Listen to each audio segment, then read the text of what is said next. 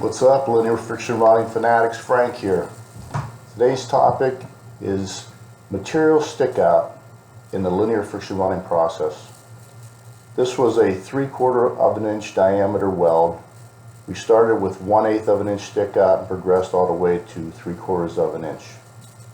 The objective here was to see where the stick out started to cause us problems. You can't see this with the human eye. The actual welding time was 2.3 seconds. We utilized our high-speed camera to start to see where deflection was really causing us headaches.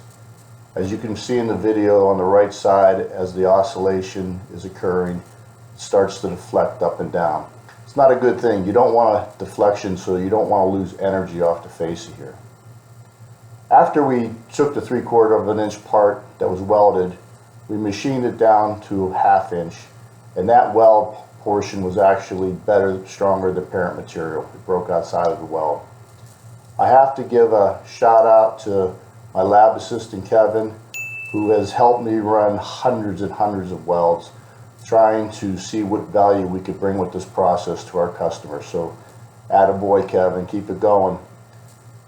The process is a good process, and we can help you out here at Taylor-Winfield.